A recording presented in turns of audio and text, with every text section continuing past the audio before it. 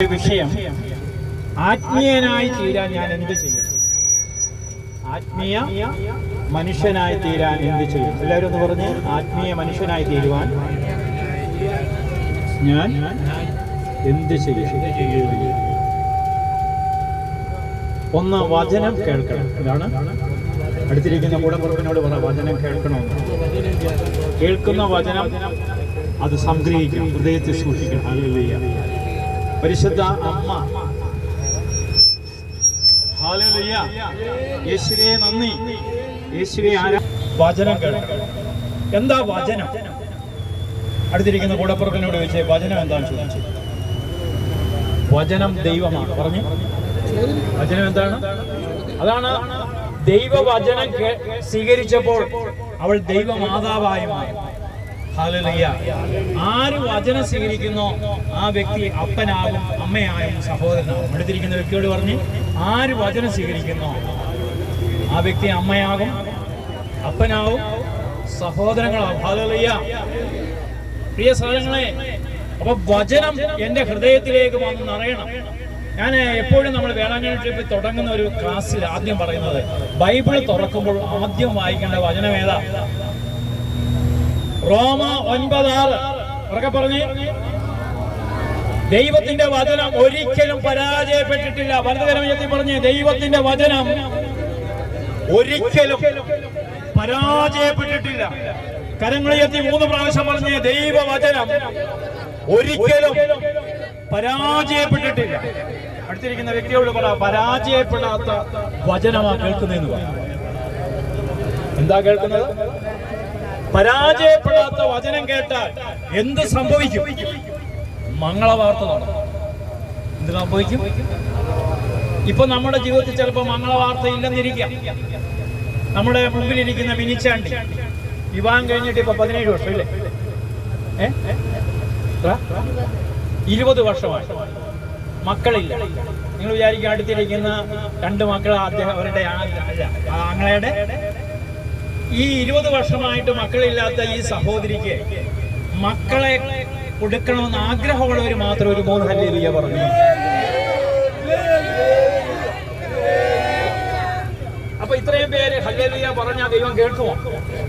4 പേര് ചേർന്ന് ഒരു തളർവാദ രോഗിയെ കണ്ടപ്പോൾ അവരുടെ വിശ്വാസം കണ്ട് സൗഖ്യം. ഹല്ലേലൂയ. അപ്പൊ ഈ സഹോദരിക്ക് ഒരു മംഗളവാർത്ത നടത്താൻ ആരനുവദിക്കും? വചനം സ്വീകരിക്കാൻ ഒരു ഹൃദയം മാത്രം മതി. ഹല്ലേലൂയ. ഈ വേളാങ്കണ്ണി ട്രിപ്പില് മൂവാറ്റുപുഴ എന്ന ഒരു വ്യക്തി വന്നു. അദ്ദേഹത്തിന് 2.5 കോടി രൂപയുടെ കടബാധ്യത. എത്ര? അദ്ദേഹം പറഞ്ഞു, ബ്രദറെ, ഈ ട്രിപ്പിന് വരാനുള്ള പൈസയൊന്നുമില്ല. 89ാമത്തെ ട്രിപ്പിൽ അന്ന് 3000 രൂപയേ ഉള്ളൂ. അപ്പൊ ഞാൻ പറഞ്ഞു, ട്രിപ്പിന് വരാൻ പൈസ ചോദിച്ചില്ലേ, പോരെ. അങ്ങനെ അദ്ദേഹം വന്നു. പട്ടുമല എത്തി. നമ്മളിപ്പോ ചെല്ലുന്ന പട്ടുമല പള്ളിയിൽ എത്തിയപ്പോൾ നമ്മൾ ബലിപീഠത്തിൽ വെച്ചുള്ള ഒരു പ്രാർത്ഥനയുണ്ട്. നമ്മുടെ നിയമങ്ങളെല്ലാം കൂടെ കർത്താവിന്റെ ബലിപീഠത്തിൽ വെച്ച് പ്രാർത്ഥിക്കാനുള്ള അനുവാദം പട്ടുമല ദേവാലയം നമുക്ക് തന്നിട്ടുണ്ട്. അങ്ങനെ പട്ടുമല പള്ളിയിൽ വെച്ച് ഇദ്ദേഹത്തിന്റെ കടബാധ്യതകളെല്ലാം സമർപ്പിച്ചു പ്രാർത്ഥിച്ചു.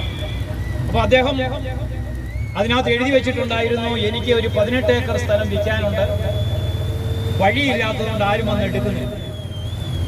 അതിന്റെ സെന്ററിന് അതിന്റെ നടുക്ക് ഒരു 4 ഏക്കർ ഒന്നാന്തരം പാറയാണ്. അപ്പൊ ഇതൊക്കെ വെച്ച് പ്രാർത്ഥിച്ചു.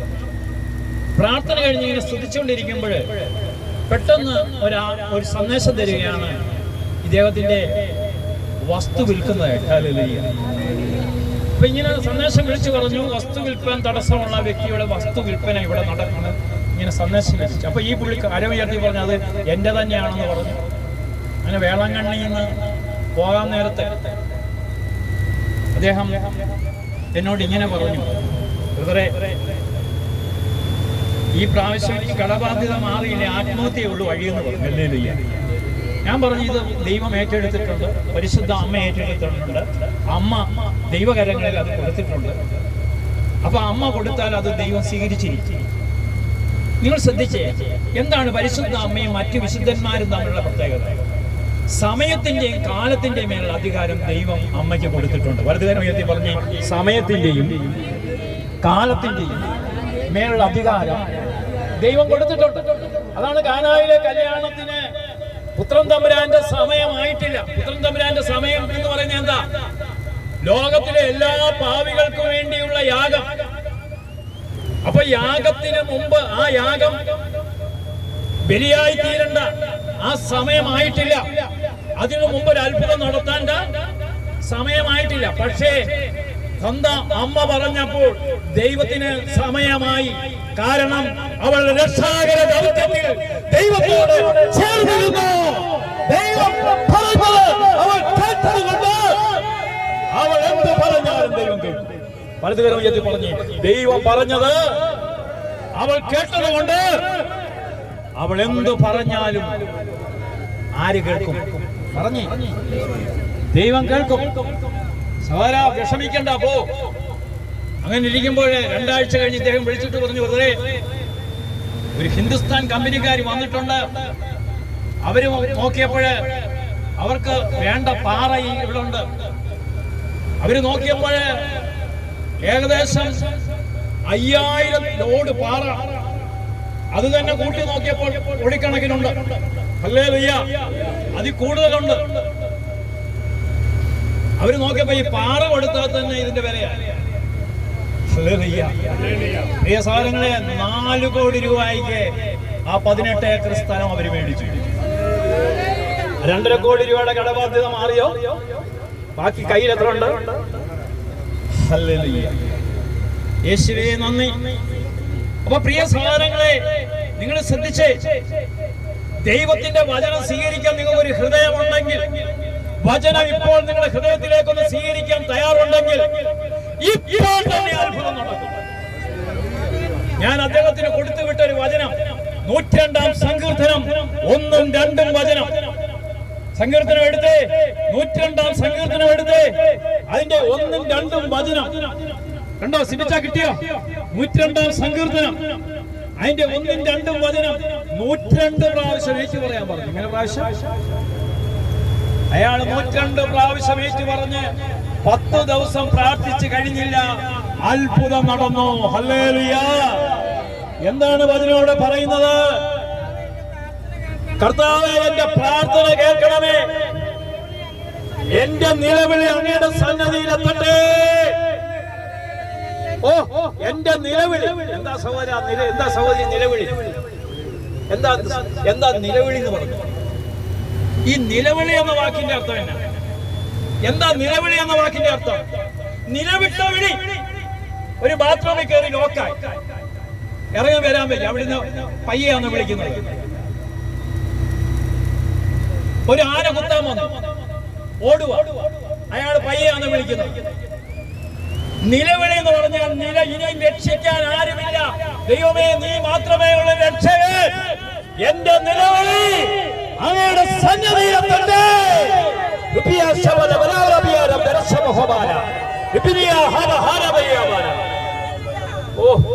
ആത്മാവ് ഇപ്പോഴേ ഇടപെടാൻ തുടങ്ങി. പ്രിയ സഹോദര, നിന്റെ നിലവിളി അങ്ങയുടെ ദൈവത്തിന്റെ സന്നിധിയിലെത്തണം. ഈ ബസ്സിൽ ഇരുന്ന് നീ നിലവിളിച്ചാൽ നിന്റെ നിലവിളി കേൾക്കുന്ന ഒരു ദൈവമാണ് നമ്മുടെ ദൈവം. കാരണം 2-3 പേർ എന്റെ നാമത്തിൽ എവിടെ കൂടിയാലും അവിടെ മധ്യേ ഞാനുണ്ട്.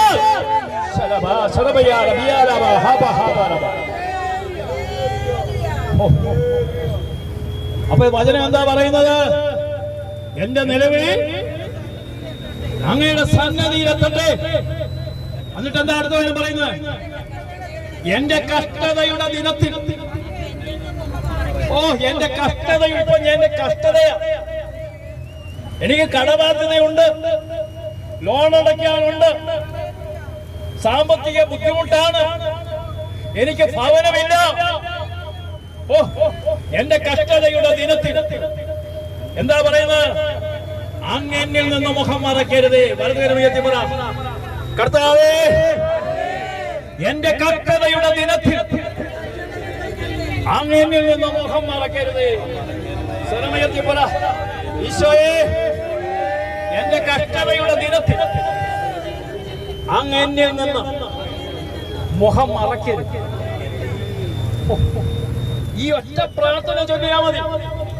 നിന്റെ ജീവിതത്തിൽ ദൈവാനുഗ്രഹം ഇറങ്ങി ഇപ്പോൾ വരും. ഇപ്പോൾ അത്ഭുതം, ഇപ്പോൾ തന്നെ വിടുതൽ. എന്താ അതിന്റെ അർത്ഥം? വചനം വിത്ത എന്ന് പറഞ്ഞു. വിത്തിന്റെ പ്രത്യേകത എന്താ? വിത്തിന്റെ പ്രത്യേകത എന്താ? വിത്തിന് ഫലമുണ്ട്. എന്തുണ്ട്? ഒരു വിത്ത് നെല്ല് വിത്തിട്ടാൽ 3 മാസം കഴിയുമ്പോൾ കൊയ്യ അല്ലേ? വാഴ നട്ടാൽ 1 വർഷം കഴിയുമ്പോൾ കൊലവെട്ടം. റബ്ബർ നട്ടാൽ 7 വർഷം കഴിയുമ്പോൾ റബ്ബർ വെട്ടം. പക്ഷെ വചനമാകുന്ന വിത്തിന്റെ പ്രത്യേകത എന്താ? ഇടുന്ന സമയത്ത് തന്നെ ഫലം, ഇപ്പോൾ തന്നെ ഫലം, ഇപ്പോൾ തന്നെ ഫലം, ഇപ്പോൾ തന്നെ ഫലം, ഇപ്പോൾ തന്നെ.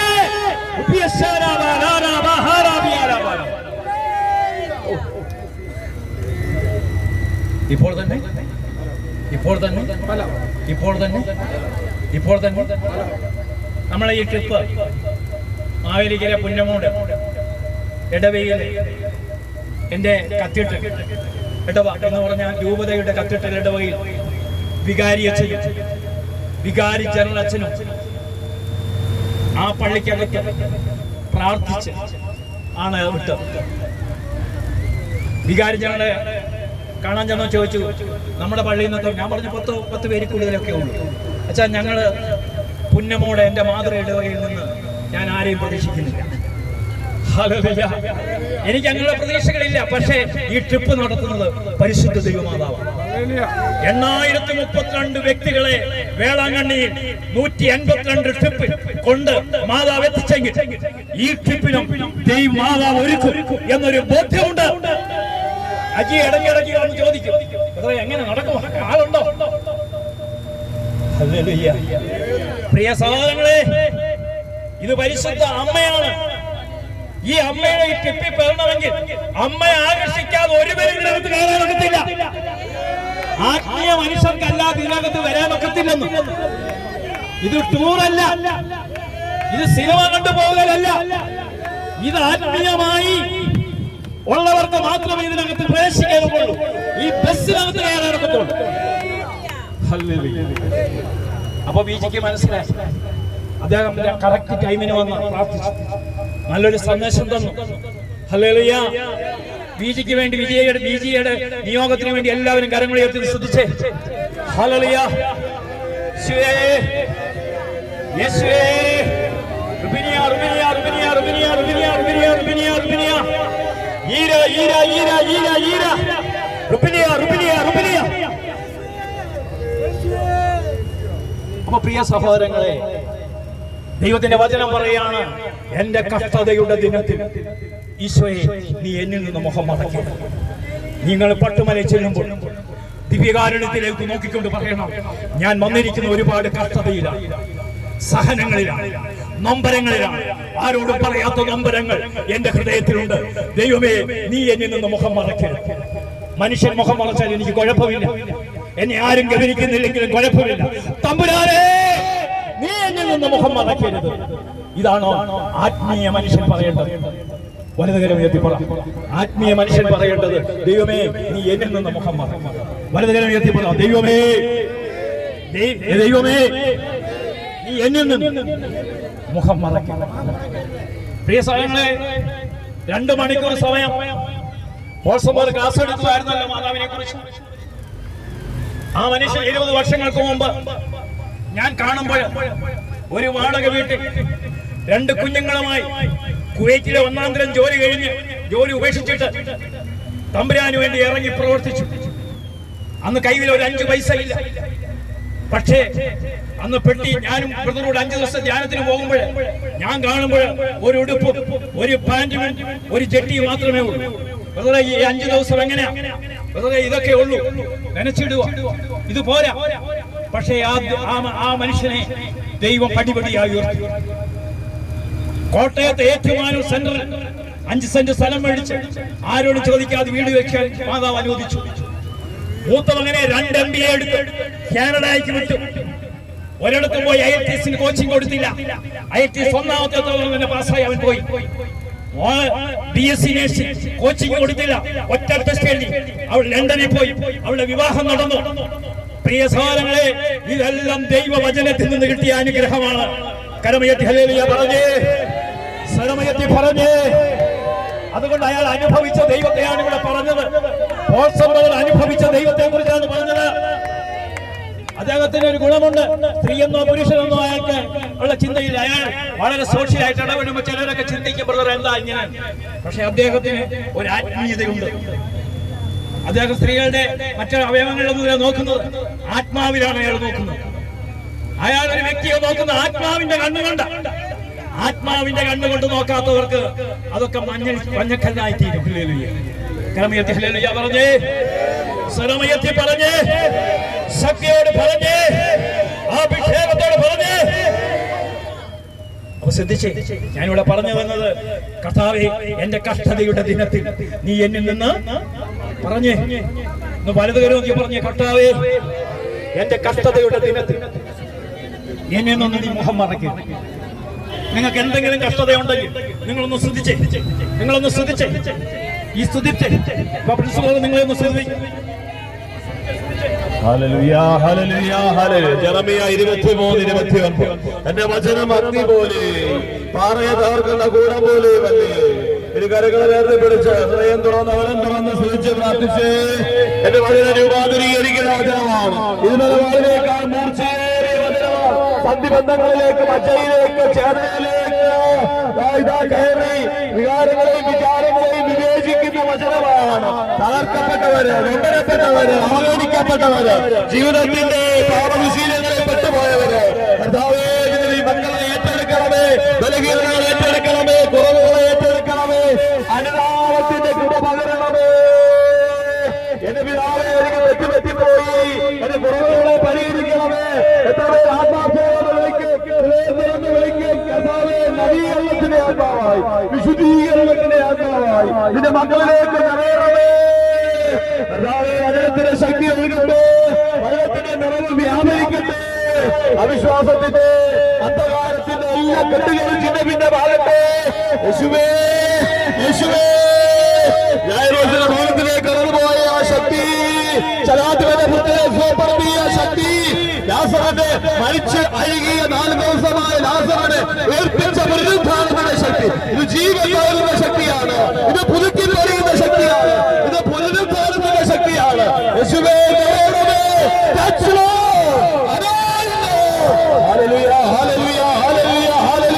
ദിവസങ്ങൾ അഴിയുന്നു, നിരാശകൾ മാറുന്നു, വിട്ടുകൊടുക്കുക, ഇത് ജീവിതത്തെ കർത്താവിന് തീരുമാനി കൊടുക്കുക. എന്റെ കഷ്ടതയുടെ ദിനത്തിൽ അങ്ങ് എന്നിൽ നിന്ന് ഇത് മാത്രം പറഞ്ഞാൽ മതി. ദൈവമേ, ദിവ്യകാരുണ്യത്തിലേക്ക് നോക്കിക്കൊണ്ട് നിങ്ങൾ പറയണം പട്ടുമല ചെല്ലുമ്പോൾ, ദൈവമേ എന്റെ കഷ്ടതയുടെ ദിനത്തിൽ നീ എന്നിൽ നിന്ന് മുഖം മറയ്ക്കരുതേ. എനിക്ക് ഒത്തിരി കഷ്ടതകളുണ്ട്. മക്കളില്ലാത്തതിന്റെ പേരിലുള്ള കഷ്ടതകളുണ്ട്, സാമ്പത്തിക ബുദ്ധിമുട്ടിന്റെ കഷ്ടതകളുണ്ട്, സാമ്പത്തിക തകർച്ചയുടെ പേരിലുള്ള ഇതുണ്ട്, ബാങ്കിൽ നിന്ന് വന്ന നോട്ടീസിന്റെ കഷ്ടതകളുണ്ട്, പല കഷ്ടതകളും എന്നെ വേട്ടയാടുന്നുണ്ട്. ദൈവമേ നീ മുഖം മറയ്ക്കരുത്. നീ മുഖം മറയ്ക്കാതിരുന്നാൽ, നീ എന്നിലേക്ക് മുഖം നോക്കിയാൽ ഞാൻ പ്രകാശിക്കും. ഹല്ലേലൂയ. എന്റെ കടബാധ്യത മാറും. നമ്മൾ പാടുമല്ലോ, അന്നു തീരും എന്റെ കഷ്ടം ഇന്നി മണ്ണിലേ, അന്നു മാറും എന്റെ ദുഃഖം നിശ്ചയം തന്നെ. പറഞ്ഞേ, അന്നു തീരും എന്റെ കഷ്ടം ഇന്നി മണ്ണിലേ, അന്നു തീരും എന്റെ ദുഃഖം. കാരണം ദൈവം എന്നിൽ നിന്ന് മുഖം മറയ്ക്കാതിരുന്നാൽ, ദൈവത്തിന്റെ മുഖം എന്നിലേക്ക് പ്രകാശിച്ചാൽ എന്റെ കഷ്ടത ഇന്ന് ഉറപ്പുള്ളവർ ഹല്ലേലൂയ പറഞ്ഞു, ശരണയത്തി പറഞ്ഞ്, ശക്തിയോട് പറഞ്ഞ്, ഉണർവോട് പറഞ്ഞ്. ചില ജീവിതങ്ങളെയൊക്കെ അനുഗ്രഹിക്കും. ഒരു വിജാതീയ സഹോദരനെ അനുഗ്രഹിക്കുന്നതായിട്ട് സന്ദേശം. കരമുയർത്തി ഹല്ലേലൂയ പറഞ്ഞ്, ശരണയത്തി ഹല്ലേലൂയ പറഞ്ഞ്, ശക്തിയോട് പറഞ്ഞ്.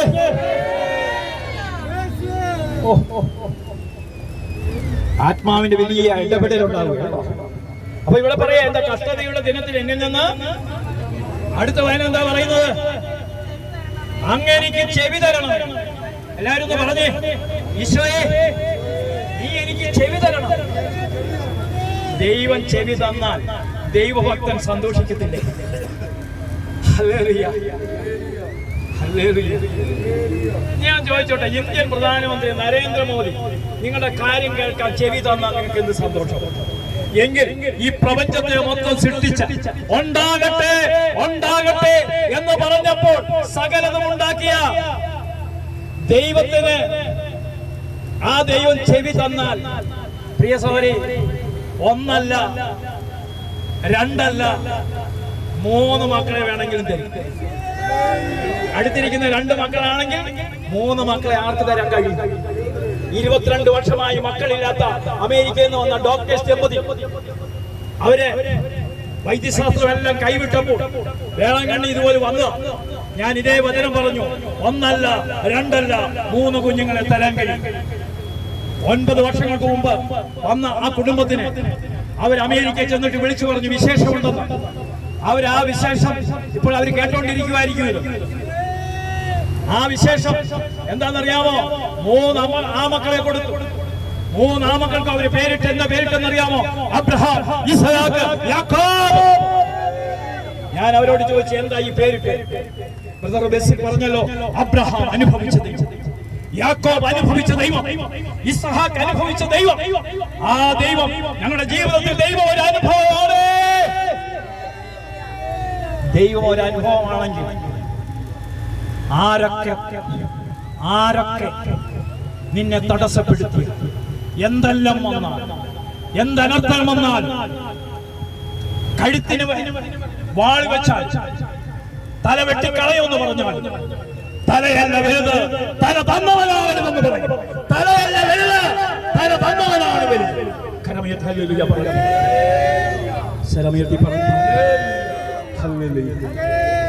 എന്താ വചനം എന്താ പറയുന്നത്? അങ്ങെനിക്ക് ചെവി തരണം. വലത് കരം എത്തിപ്പോ അങ്ങെനിക്ക് ചെവി തരണം. തുടർന്ന് വചനം എന്താ പറയുന്നത്? ഞാൻ വിളിച്ചപേക്ഷിക്കുമ്പോൾ, വലത് കരം എത്തി പറഞ്ഞു, ഞാൻ വിളിച്ചപേക്ഷിക്കുമ്പോൾ വേഗം എനിക്ക് ഒന്ന് പറഞ്ഞു, വേഗം എനിക്ക് ഉത്തരമരുളണം. അപ്പൊ എനിക്ക് വേഗം ഉത്തരമരുളണമെന്ന്. Hallelujah, hallelujah, hallelujah. നമ്മുടെ മുമ്പിൽ ഇരിക്കുന്ന സിബിച്ച് ജീവിതത്തിൽ ദൈവത്തെ വിളിച്ചപേക്ഷിച്ചപ്പോൾ ഉത്തരം ലഭിച്ചു. ഹല്ലേലൂയ.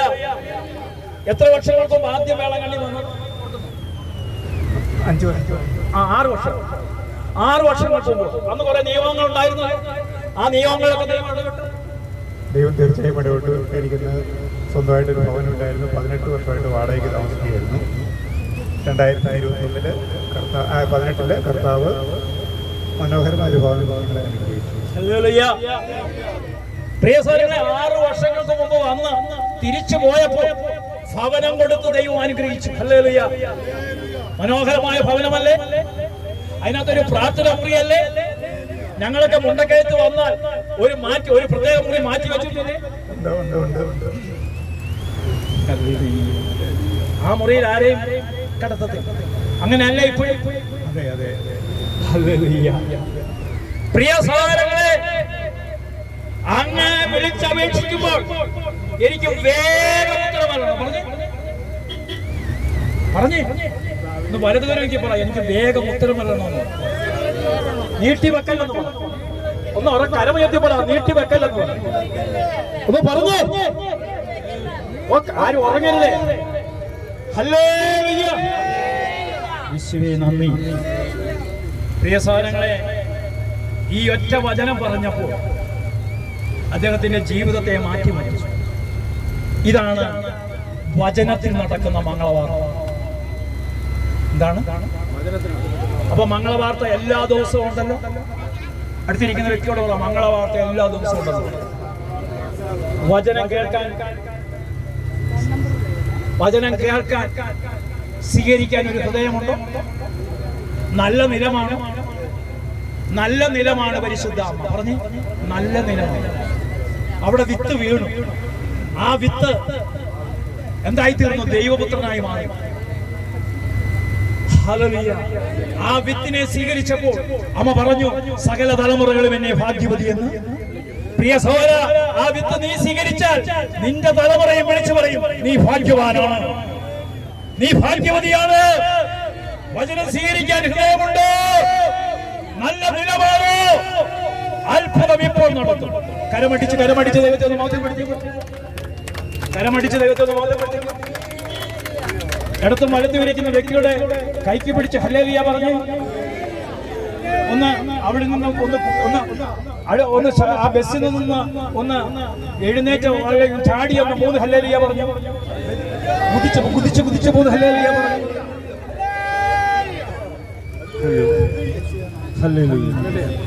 പ്രിയ സഹോദരങ്ങളെ, വചനം എന്ന് പറയുന്ന അത്രമാത്രം പവറാണ്.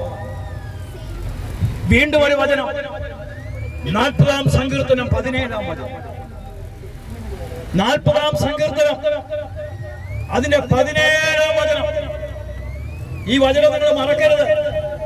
എന്താ 40-17 പറയുന്നത്?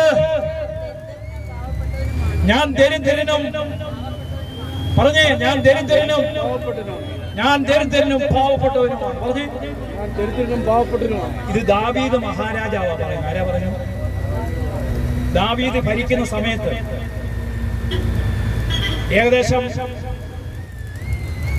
ഏകദേശം ഒരു 2 അല്ലെങ്കിൽ 3 ഇന്ത്യ കൂടുന്ന പ്രദേശത്തെക്കാൾ കൂടുതൽ ദാവീദിന്റെ അധീനതയിലായി. ഇത്രയും അധികാരമുള്ള രാജാവ് പറയാണ്, ഞാൻ ദരിദ്രനാണ്. എന്താണ് അതിന്റെ അർത്ഥം? എന്നാ? ലോകത്തിലെ എല്ലാ മനുഷ്യരും ദരിദ്രരാണ്. 5000 കോടി രൂപയ്ക്ക് മോന്റെ കല്യാണം നടത്തിയ അദാൻ അംബാനിയും ദരിദ്രൻ. എന്താ ഇതിന്റെ അർത്ഥം? നാളെ ഒരു ഭൂമി കുലുക്കം വന്നാൽ ഇതെല്ലാം ഭൂമിക്കടി പോവാൻ പിറ്റേ ദിവസം പിച്ചക്കാരനായി മാറും. ദൈവത്തിന്റെ മുമ്പിൽ നമ്മളെല്ലാം ദരിദ്രരാണ്. അതുകൊണ്ടാണ് സ്വർഗസ്ഥനായ പിതാവ് എന്നുള്ള പ്രാർത്ഥന പഠിച്ചപ്പോൾ അന്നൊന്ന് വേണ്ട ആഹാരം, ഒരു ഉരുൾപൊട്ടൽ വന്ന, ഒരു തകർച്ച വന്ന നമ്മുടെ കൈ പിറ്റേ ദിവസം ദാരിദ്ര്യത്തിന്റെ പിടിയിലാണ്. അതുകൊണ്ടാണ് ദാരിദ്ര്യം, ഞാൻ ദൈവത്തിന്റെ മുമ്പിൽ ദരിദ്രനാണെന്ന് പറയുന്നത്. ഹല്ലേലൂയ. വലതുകരം ഉയർത്തി പറഞ്ഞു, ഞാൻ ദൈവത്തിന്റെ മുമ്പിൽ ദരിദ്രനാണെന്ന് പറഞ്ഞു. ദൈവം തന്നതല്ലാതൊന്നും ഇല്ല എന്റെ ജീവിതത്തിൽ. കണ്ടോ? ദൈവം തന്നതല്ലാതൊന്നും ഇല്ല എന്റെ, ദൈവം തന്നതല്ലാതൊന്നും,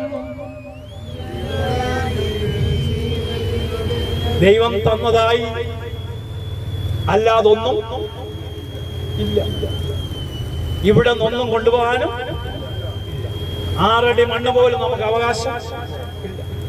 ചങ്ങനാശ്ശേരി കത്തീഡ്രൽ പള്ളിയിൽ ഒരാളെ അടക്കി കഴിഞ്ഞാൽ എത്ര കോടീശ്വരനായാലും 3 വർഷം കഴിയുമ്പോൾ എടുത്തു മാറ്റും. സ്വന്തമായ കല്ലറ ഇല്ല. 10,200 വീട്ടുകാരുള്ളിടത്ത് ആർക്കും സ്വന്തമായ ഒരു കല്ലറ പോലും ഉണ്ടോ? ഇതെല്ലാം തന്നതാര? നമുക്ക് ആ ചിന്തയുണ്ടോ? ഇതിന്റെ പേരാണ് ആത്മീയത. 2 ഭാര്യ ഭർത്താവിന് ഒരു ആക്സിഡന്റ് പറ്റി, വൈദ്യശാസ്ത്രം പറഞ്ഞു ഇനി ഇദ്ദേഹം എഴുന്നേറ്റ് നടക്കത്തില്ല. പ്രാർത്ഥിക്കുന്ന ഒരു ഭാര്യ, കരം പിടിക്കുന്ന ഒരു ഭാര്യ ജീവിതത്തിലുള്ളത് കൊണ്ട് ഇതാ നമുക്ക് വേണ്ടി ആഹാരം തയ്യാറാക്കാൻ ജോണി ചായ അല്ലേ? ആണോ? ആണോ? ആണോ? ജീവിതത്തിന്റെ തകർച്ചയിലും സഹനങ്ങളിലും കൈവിടാതെ കൂടെ നിൽക്കുന്ന ഒരു ജീവിത പങ്കാളിയാണോ? 100%. ഇതൊക്കെ കണ്ടു പഠിക്കണം പ്രിയ സഹോദര, ഇതൊക്കെ നീ കണ്ടു പഠിക്കണം. ഹല്ലേലൂയ. പ്രിയ സഹോദരാ, നമ്മുടെ ജീവിതത്തിൽ ദൈവത്തിന്റെ മുമ്പിൽ ഞാൻ ദരിദ്രനും പാവപ്പെട്ടവനും. അടുത്ത കാലം പറയാ എങ്കിലും എന്താ കർത്താവിന് എന്നെ പറ്റി എന്തുണ്ട്? എന്തിനീ കരുതുന്നത്? കരുതുന്നവൻ ഞാനല്ലയോ, കലങ്ങുന്നതെന്തിനു നീ കണ്ണുനീരിന്റെ താഴ്വരയിൽ. 35 വർഷങ്ങൾക്ക് മുമ്പ് AK ജോസ് എന്ന് പറയുന്ന ഒരാൾ എഴുതിയ പാട്ടാണ്. AK ജോസ് ഒരു മർത്തോമ സഭയിൽ ഉപദേശിച്ചു. ആരാണ് ഉപദേശിച്ചു? അങ്ങനൊന്നും സഭയിലൊന്നും വലുതായിട്ട് വിളിക്കത്തില്ല. വീടുകളിൽ ചെന്ന് പ്രാർത്ഥിക്കും. ചിലവര് കൊടുത്താലായി, കൊടുത്തില്ല. ഒരു വാടക വീട്ടിൽ കഴിയും.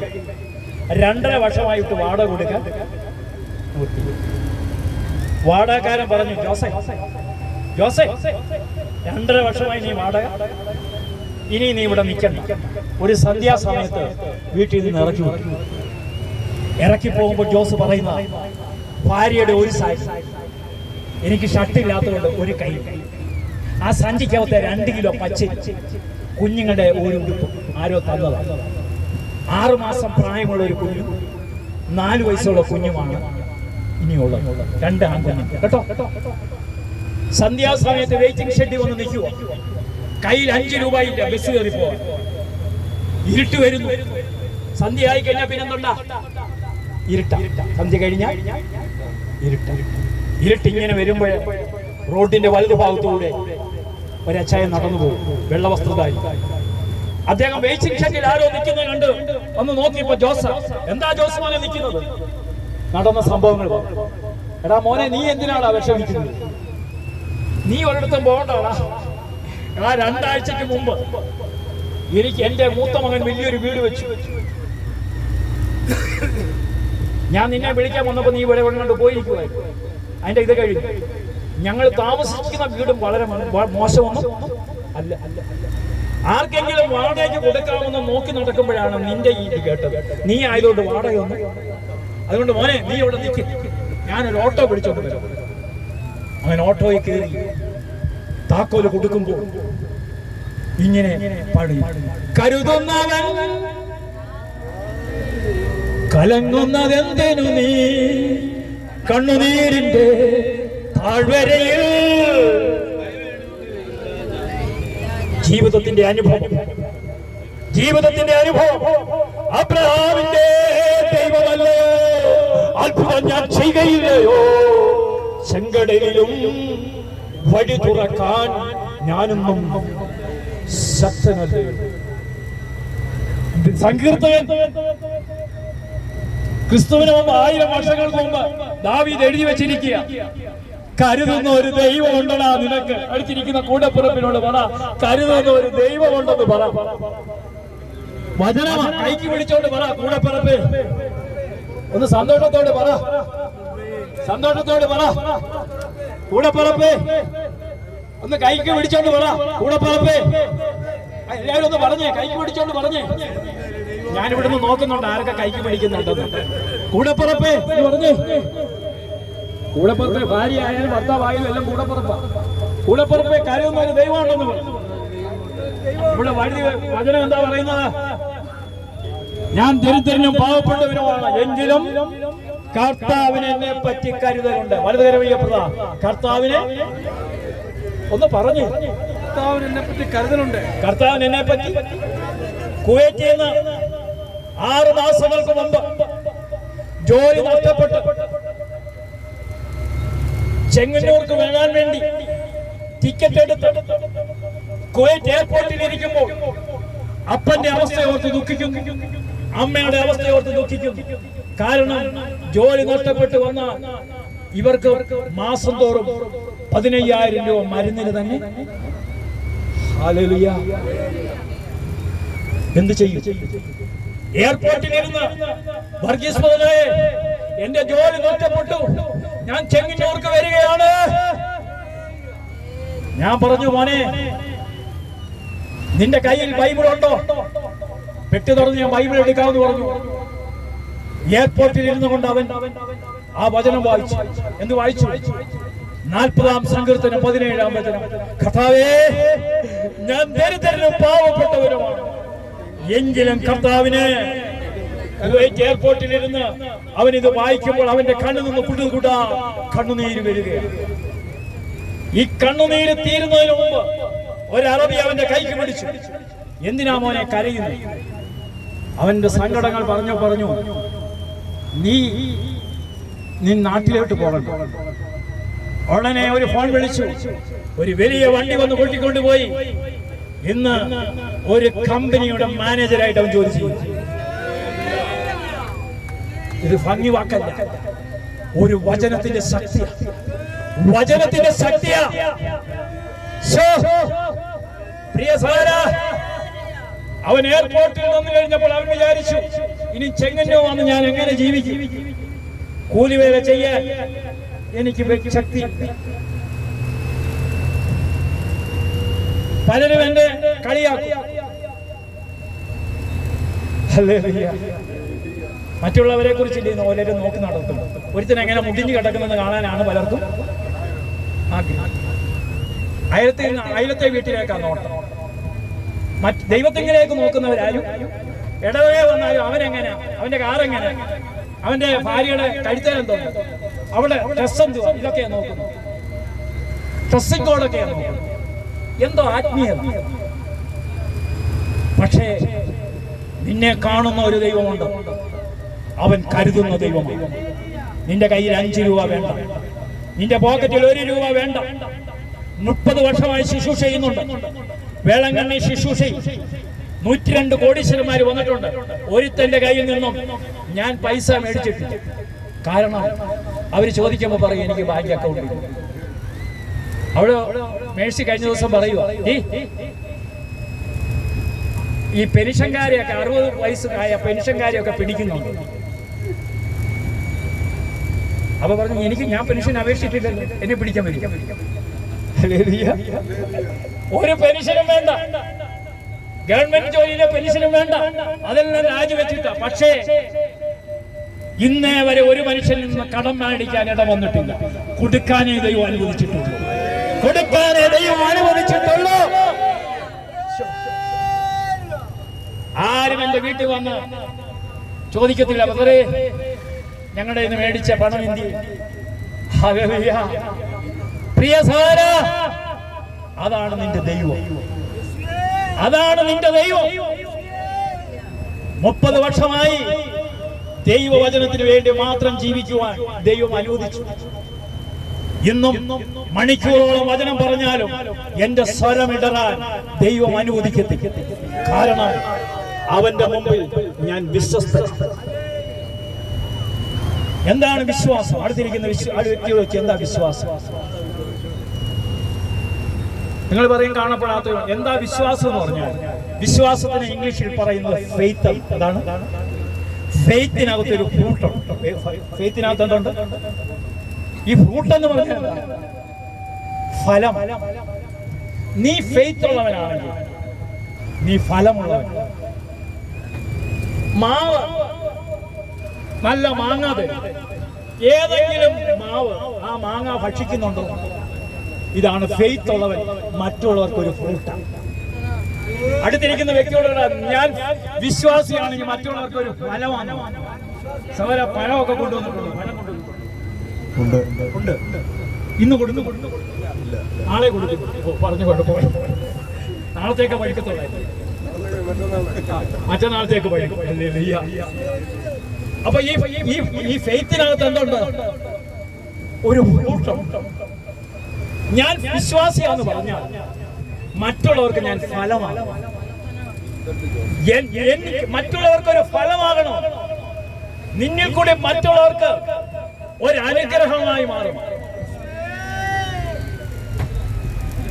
തഴവായിലെ വലിയ കോടീശ്വരിയായി ജീവിച്ച ഭർത്താവ് കുവൈറ്റ് നല്ല ജോലിയുള്ള ഒരമ്മാമ്മയാണ് നമ്മുടെ റോസമ്മ. ഇങ്ങോട്ട് നോക്കിക്കേ, റോസമ്മ അമ്മ കുവൈറ്റിൽ നിന്ന് ഭർത്താവ് പൈസ ഒക്കെ അയക്കുമ്പോൾ പൈസ ഒക്കെ പലർക്കും കൊടുത്തവരാരും തിരിച്ചു കൊടുത്തില്ല. അങ്ങനെ 1 കോടി രൂപയുടെ വീട് വിൽക്കേണ്ടി വന്നു. അങ്ങനെ വേളാങ്കണ്ണിയിൽ ഞാൻ അറിഞ്ഞില്ല ഇവര് വേളാങ്കണ്ണി വന്നത്. വേളാങ്കണ്ണി വന്ന് റോസമ്മയും അച്ചൻകുഞ്ചാനും റോസമ്മാമയും അച്ചൻകുഞ്ചാനും പറഞ്ഞു, വേറെ ബ്രദറിനെ കണ്ടില്ലായിരുന്നെങ്കിൽ ഞങ്ങൾ ഈ ലോകത്ത് നിന്ന് മാറ്റപ്പെട്ടേ. ശരിയാണോ?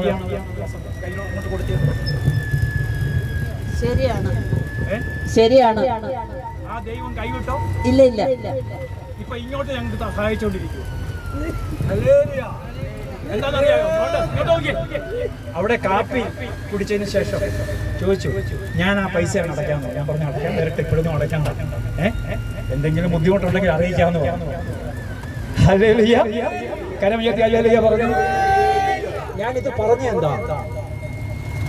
ദൈവത്തിന്റെ ഞാനൊരു വിശ്വാസിയാണെങ്കിൽ മറ്റുള്ളവർക്ക് ഒരു ഫലം. ഞാൻ അടുത്തിരിക്കുന്ന വ്യക്തിയോട് പറഞ്ഞു, ഞാൻ മറ്റുള്ളവർക്ക് ഒരു ഫലമാണ്. അതുകൊണ്ടാണ് കർത്താവ് പറഞ്ഞു, നല്ലവനും വിശ്വസ്തനുമായ ഭൃത്യ. എങ്ങനെ വിളിക്കും? എന്താ വിശ്വസ്തത എന്ന് പറഞ്ഞ ഇംഗ്ലീഷ് എന്താ? ഫെയ്ത്ത്ഫുൾ. ഫെയ്ത്ത്ഫുള്ളിനകത്തൊരു ഫ്രൂട്ട്ഫുൾ ഉണ്ട്. അടുത്തിരിക്കുന്ന വ്യക്തിയോട് പറയാം, ഫെയ്ത്ത്ഫുള്ളിനകത്ത് എന്തുണ്ട്? ഫെയ്ത്ത്ഫുള്ളിനകത്ത് എന്തുണ്ട്? ഹല്ലേലൂയ എന്ന് പറഞ്ഞാൽ അനേകർക്ക് ഫലം നൽകുന്നവനാണ്. അപ്പൊ ശ്രദ്ധിച്ച്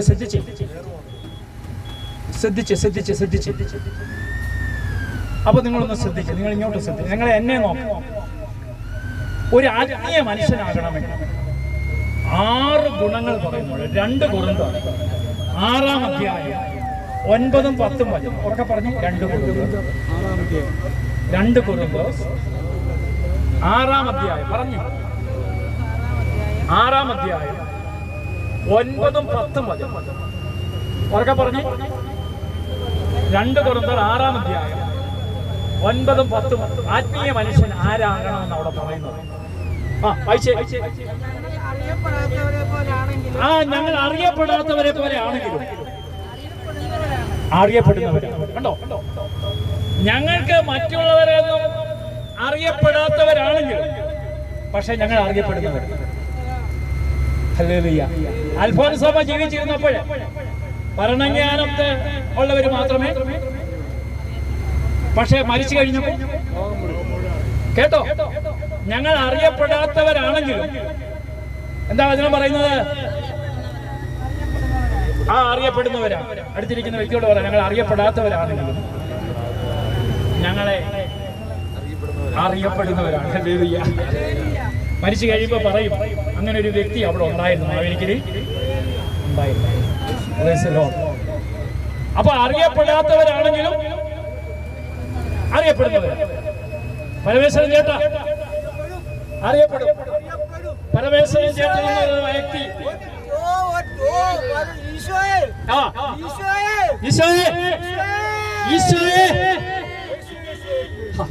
കണ്ടോ, അറിയപ്പെടാത്തവരാണെങ്കിലും അറിയപ്പെടുന്നവർ.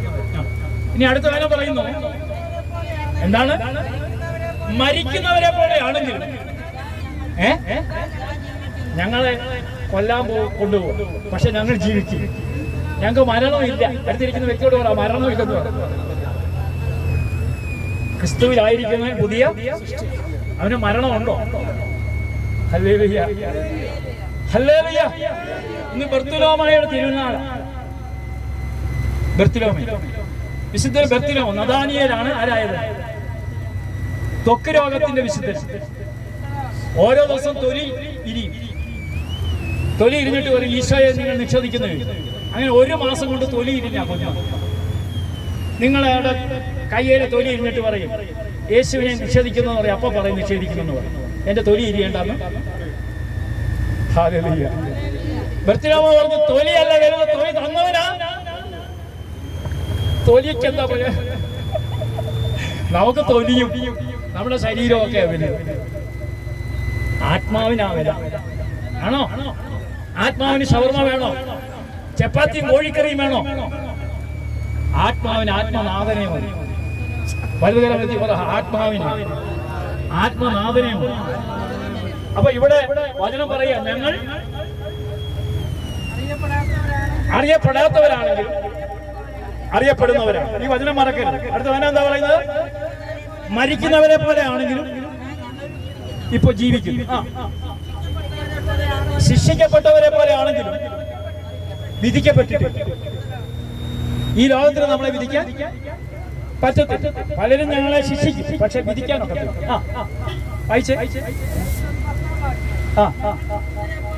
ഞങ്ങൾ ദുഃഖിതരെ പോലെ ആണെങ്കിലും ഭാര്യ ഭർത്താവ് എന്ന് പറഞ്ഞു ദുഃഖിതനെ പോലെ ആണെങ്കിലും സദാ സന്തോഷിക്കും. ഭാര്യയുടെ മുഖത്ത് നോക്കി പറ, ദുഃഖിതരാണെങ്കിൽ ഞങ്ങൾ സദാ സന്തോഷിക്കും.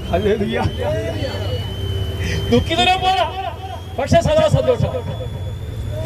മനുഷ്യൻ നോക്കുമ്പോഴോ ജോണിച്ചാനും വായിക്കും, എന്നു മാറും എന്റെ കഷ്ടം ഇന്നീ മണ്ണിലേ, എന്നു മാറും എന്റെ ദുഃഖം. ഇതൊക്കെ പാടിക്കൊണ്ട് നടക്കുക. പക്ഷേ നിങ്ങൾ വിചാരിക്കും ഇങ്ങനെ ദുഃഖിച്ച്, പക്ഷേ സദാ സന്തോഷം. എപ്പോഴും മുഖത്ത് നോക്കിക്കും. 50 കോടി രൂപ ഉള്ളതിനേക്കാളും ഒക്കെ സന്തോഷത്തോടെ ഇരിക്കുന്നു. ജോണിച്ചാനെ കണ്ടോ? മുഖത്ത് നോക്കി എന്തൊരു ഐശ്വര്യം. ഞങ്ങൾ ദുഃഖിക്കുന്നവരെ പോലെ ആണെങ്കിലും ഈ വചനം നിങ്ങൾ മറക്കരുത്, സദാ സന്തോഷിക്കും. ആ ദരിദ്രരെ പോലെ ആണെങ്കിലും ദരിദ്രരെ പോലെ ആണെങ്കിലും അനേകരെ ഞങ്ങൾ സമ്പന്നരാക്കും. കേട്ടോ കേട്ടോ, കൈവശം ഭാഗ്യവാൻസൊന്നും ഇല്ലെങ്കിലും അനേകർ 8032 പേര് ഇതിനോടകം വന്നു. നിങ്ങളെ കൂടെ കൂട്ടുമ്പോൾ 8070 വരും. മനസ്സിലായോ? മനസ്സിലായോ? ഞങ്ങൾ എങ്ങനെയുള്ളവരെ പോലെ ആണെങ്കിലും കണ്ടാൽ പറയും, ഇവനെ കണ്ടാൽ എന്തോ ദരിദ്രനെ പോലെ ആണെങ്കിലും അനേകരെ സമ്പന്നരാക്കിക്കൊണ്ടിരിക്കും. കണ്ടോ? അടുത്തിരിക്കുന്ന വ്യക്തിയോട് പറ, അനേകരെ സമ്പന്നരാക്കിക്കൊണ്ടിരിക്കുമെന്ന് പറ. എന്താ തീർന്നോ? ഒന്നുമില്ലാത്തവരെ പോലെ ആണെങ്കിലും എല്ലാം അടുത്തിരിക്കുന്ന വ്യക്തിയോട് പറ, ഒന്നുമില്ലാത്തവനെ പോലെ ആണെങ്കിലും എല്ലാം ആർജിച്ചിരിക്കും. മൈക്കിന് മൈക്ക്, വട്ടക്കൽ ബസ്, എന്ത് വേണം? ഖത്തറിൽ നിന്ന് അജിയോട് വിളിച്ചു പറയാ, ബസ് തന്നിരിക്കുക വേളാങ്കണ്ണി ട്രിപ്പിന്. ശരിയല്ലേ? ബസ്സില്ലാത്തവരാണെങ്കിൽ ബസ് ഉള്ളതിനെ പോലെ.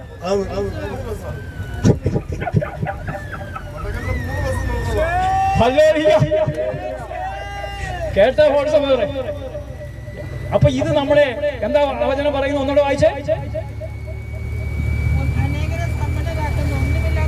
ഒന്നുമില്ലാത്തവരെ പോലെ ആണെങ്കിൽ പോക്കറ്റിൽ ഒരു പൈസയും ഇല്ല, പക്ഷേ എല്ലാം ആർജിച്ചു. കരമടിച്ച് ദൈവത്തെ ഒന്ന് മോഹത്തിൽ. ഇതാണ് ബൈബിളിന്റെ ഹൃദയം, ആത്മീയതയുടെ ഹൃദയമാണ്. ഇത് മനസ്സിലാക്കിയവൻ ഒരിക്കലും വീണു പോകത്തില്ല. പൗലോസിലെ കോരിന്തോ സഭയ്ക്ക് എഴുതുക. കോരിന്തോ സഭ എന്ന് പറഞ്ഞ സമ്പന്ന സഭയാവുക. അതുകൊണ്ടാണ് അവിടെ ഈ വ്യഭിചാരത്തെ കുറിച്ചും ശരീരത്തെ കുറിച്ചും ഒക്കെ ക്ലാസ് എടുത്തത്. അപ്പൊ രണ്ടാം കൊരിന്തോ ലേഖനം എഴുതുമ്പോൾ നിങ്ങൾ വിചാരിക്കും, നിങ്ങളെപ്പോലെ ഞാൻ പെരുസ് കാറിലൊന്നും വരുന്നില്ല, വലിയ പ്രൗഢിയുള്ള ഡ്രസ്സൊന്നും ഇല്ല. നിങ്ങൾ വിചാരിക്കും ഇങ്ങനെ ദുഃഖിച്ചാ നടക്കുന്നത്. പക്ഷേ സദാ സന്തോഷമാണ്.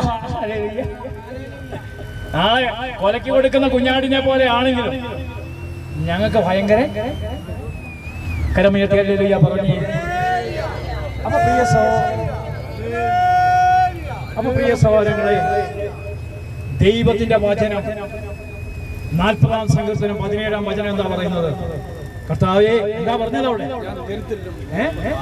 ഞാൻ ദരിദ്രനും എങ്കിലും കർത്താവിന് എന്നെ പറ്റി കരുതലുണ്ട്. അടുത്തിരിക്കുന്ന വ്യക്തിയുടെ കൈക്ക് പിടിച്ചോണ്ട് ഒരു കരുതലുണ്ടെന്ന് പറഞ്ഞു. ആർക്ക് കരുതലുണ്ട്? ഈ ബസ്സിലിരിക്കുന്ന ഓരോ മക്കൾക്കും ദൈവത്തിനൊരു കരുതലുണ്ട്. തുടർന്ന് വചനം എന്താ പറയുന്നത്? സഹായകനും വിമോചകനും. അങ്ങന്റെ സഹായകനും വിമോചകനുമാണ്. എന്റെ അർത്ഥം എന്നാ? എന്നെ സാത്താൻ ഒന്നും ചെയ്യാൻ ഒക്കത്തില്ല. പിശാചിന്റെ ഒരളവ് എന്റെ അടുത്ത് അങ്ങന്റെ സഹായകനും ഡെലിവറൻസ് അങ്ങ് നടത്തി കഴിയും. പിന്നെ ഡെലിവറൻസിന് പോകേണ്ട കാര്യമുണ്ട്. അങ്ങനെ വിമോചകനുമാണ്. അടുത്ത വചനം പറയുന്നു, എന്റെ ദൈവമേ വൈകരുത്. എന്റെ ദൈവമേ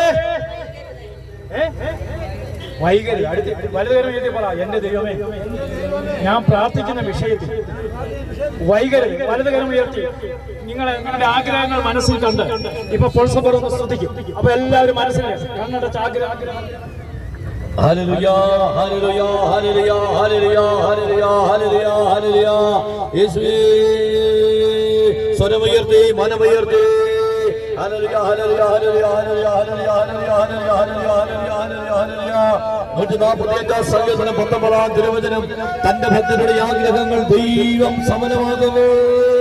ഹല്ലേലൂയ ഹല്ലേലൂയ ഹല്ലേലൂയ ഹല്ലേലൂയ കർത്താവേ പരിശുദ്ധ അമ്മയുടെ കരങ്ങളിലൂടെ അങ്ങ് കൂട്ടിക്കൊണ്ടു വന്നിരിക്കുന്ന ഈ പ്രിയപ്പെട്ട മക്കളെ ഇവരുടെ ജീവിതത്തിന്റെ ആഗ്രഹങ്ങള്, ഇവരുടെ കുഞ്ഞുങ്ങളെ കുറിച്ചുള്ള ആഗ്രഹങ്ങള്, ഒരു കുടുംബത്തെ കുറിച്ചുള്ള ആഗ്രഹങ്ങള്, ആത്മീയത്തിലുള്ള ആഗ്രഹങ്ങള് കർത്താവേ തന്റെ ഭക്തരുടെ ആഗ്രഹങ്ങൾ സമനമാക്കുന്നെന്ന് പരിശുദ്ധ അമ്മയുടെ അത്ഭുത മധ്യസ്ഥതയിലൂടെ പരിശുദ്ധാത്മാവിന്റെ ശക്തിയില് ഈ മക്കളുടെ ആഗ്രഹങ്ങള് അങ്ങേ കരങ്ങളിലെ വിട്ടുതരുന്നേ.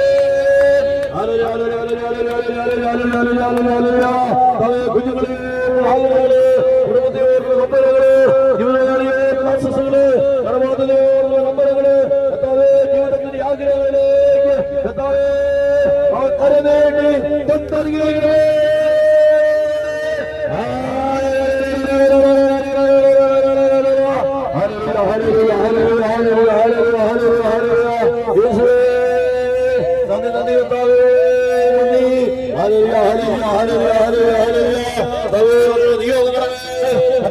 ശക്തി വ്യാപരിക്കട്ടെ. കുടുംബങ്ങളെ കർത്താവിന്റെ കരമരങ്ങട്ടെ. ഹല്ലേലൂയ ഹല്ലേലൂയ ഹല്ലേലൂയ ഹല്ലേലൂയ യേശുവേ ഹല്ലേലൂയ ഹല്ലേലൂയ ഹല്ലേലൂയ ഹല്ലേലൂയ. പ്രിയ സഹോദരങ്ങളെ, നമ്മള് ഉടനെ പട്ടുമലയിലെത്തും. നമ്മൾ അവിടെ ആരാധന എന്താണ്? എന്താ ഈ ആരാധന? എന്താ മിനി ചാണ്ടി ആരാധന? എന്താ ആരാധന? ആരാണെന്റെ ധനം, ആരാണെന്റെ ധനം, ആരാണെന്റെ ധനം എന്ന് പറയുന്നതിന്റെ പേരാണ് എന്റെ ധനം ദൈവമാണ്. എന്റെ ധനം ആരാ? ദൈവത്തിനെല്ലാം അറിയാം. ദൈവമേ ഇതെനിക്ക് തരണമേ തരണമേ എന്ന് ചോദിക്കണ്ട, എല്ലാം ദൈവത്തിന് അറിയാം. എന്റെ ധനം അവനാണ്. ഞാൻ നിന്റേതുമാണ്. അല്ലാതെ ദൈവമേ എനിക്ക് അത് തരണേ ഇത് തരണമേ ഒന്നും. എന്റെ ധനം നീയാണ്. ഒരു പാട്ട് കേട്ടില്ലേ? എന്റെ സമ്പത്തൊന്നു ചൊല്ലുവാൻ വേറെ ഇല്ലെന്നും യേശു മാത്രം സമ്പത്താകുന്നു. എന്റെ സമ്പത്ത് നീയാണ്. ഇതിന്റെ പേരാണ് ആരാധന. എന്റെ സമ്പത്ത് നീയാണെന്ന് ഒരു വിശ്വാസി വിശ്വാസപൂർവ്വം പറയുന്നതിന്റെ പേരാണ് ആരാധന. എന്റെ സമ്പത്ത് യേശുവേ നീയാണ് എന്ന് പറയുന്നതാണ് ആരാധന. എന്താ പരമേശ്വരൻ ചേട്ടാ? ഇങ്ങോട്ടൊന്ന് വന്ന് പറയാമോ? പരമേശ്വരൻ ചേട്ടന് എയർപിൻ വളവുകളായി. അപ്പൊ പരമേശ്വരൻ ചേട്ടൻ എങ്ങോട്ട് വരും? ഇപ്പുറത്തെ സീറ്റിലോട്ട് വരും. എന്റെ സമ്പത്ത് ആരാ? പരമേശ്വരൻ ചേട്ടനെ പയ്യെ പിടിച്ച് ഇപ്പുറത്തെ സീറ്റിലോട്ട് വരും. അജി ആ പരമേശ്വരൻ ചേട്ടനെ ഇങ്ങോട്ട് പിടിച്ച് ഇപ്പുറത്തോട്ട് വരും. മൈക്ക് എവിടം വരെ? അപ്പൊ ഈ പരമേശ്വരൻ ചേട്ടൻ പറയുന്നത് ലോകം മൊത്തം ഒന്ന് കേൾക്കണം. ലോകം മൊത്തം ഒന്ന് കേൾക്കണം. ഹല്ലേലൂയ. എന്റെ സമ്പത്ത് ആരാ? എന്റെ സമ്പത്ത് എന്റെ ഈശോയാ. 100%. 100 അല്ല, 1000%. 100 അല്ല, 1000%. യേശു അല്ലാതെ എനിക്ക് എന്റെ സമ്പത്ത് അത് തന്നെ. ഞാൻ എപ്പോഴും പ്രാർത്ഥിക്കുന്ന കാര്യമാണ്. യേശു അല്ലാതെ മറ്റൊരു ദൈവം ഇല്ല. ഞാൻ പ്രാർത്ഥിക്കുന്ന കാര്യമാണ്. സമ്പത്തിൽ അങ്ങാണ്. യേശു അല്ലാതെ എനിക്ക് വേറൊരു സമ്പത്തും ഇല്ല. എന്റെ സമ്പത്ത് എന്റെ ദൈവമാണ്. അത് എന്റെ ഈശോയാണ്. തല പോയാലും അതിന് തല പൊക്കോട്ടെ അവിടെ നിന്ന് ചോദിച്ചോളൂ. തല പോകുമെന്ന് വേണ്ടോ അവിടെ നിന്ന് നോക്കാം. ഞാനല്ല അല്ലേലിയ. ഞാൻ പൊക്കോട്ടെ തന്നെ. എന്റെ ഈ ചീനേഴ്സ് ചവനത് കൊള്ളാം. എന്റെ ആത്മാവ് എന്റെ ദൈവം കൊണ്ടുപോകും. എനിക്ക് ഉറപ്പാണ്. എത്ര കത്തോലിക്കൽ ഇങ്ങനെ പറയും? അതറിയത്തില്ല. അത് പറയാതെ അത് ഞാൻ അങ്ങനെ ഇന്ന് സമ്പത്തിന്റെ പേരിലേ അടി നടക്കുന്നു. സമ്പത്തിന്റെ പേരിലല്ലേ? ഇന്നലെ കണ്ടില്ലയോ? പാവം പിടിച്ച ആലഞ്ചേരി പിതാവ് പ്രസംഗിക്കാൻ തുടങ്ങിയപ്പോഴേ എറണാകുളം രൂപപ്പെട്ട 7 കൊരങ്ങന്മാർ ഇറങ്ങിപ്പോയി. 7 കൊരങ്ങന്മാരെന്നല്ല പിന്നെ എന്തോ പറയാനുള്ളത്. ഇതുപോലൊരു വിശുദ്ധനായ പിതാവ് പ്രസംഗിച്ചുകൊണ്ടിരിക്കുമ്പോൾ ഇങ്ങനെയുള്ള മക്കളാ കേരളത്തിൽ ജീവിക്കുന്നത്. ഇനിയും ഭൂമിയിലേക്കല്ലാതെ ഇനി എന്തൊക്കെയാ വരാൻ പോകുന്നത് കണ്ടറിയാം. കയ്യിലിരിപ്പ് മൊത്തം മോശം. ബ്രദറെ, വിശുദ്ധനായ ആലഞ്ചേരി പിതാവ് പ്രസംഗിക്കാൻ തുടങ്ങി. അപ്പോൾ ഈ പണ്ടുമലയിൽ നിന്ന് നമ്മൾ ആഹാരമെല്ലാം കഴിഞ്ഞ് ഒരു 9:30 ഇവിടുന്ന് പുറപ്പെടണമെന്നാണ് നമ്മൾ ആഗ്രഹിക്കുന്നത്. കേൾക്കുന്നുണ്ട്. നമ്മൾ 9:15 വണ്ടി നോക്കുന്നുണ്ട്.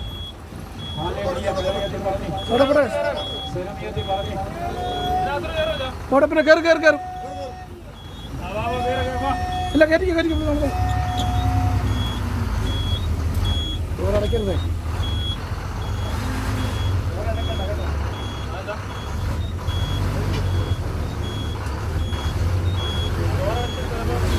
ഇല്ല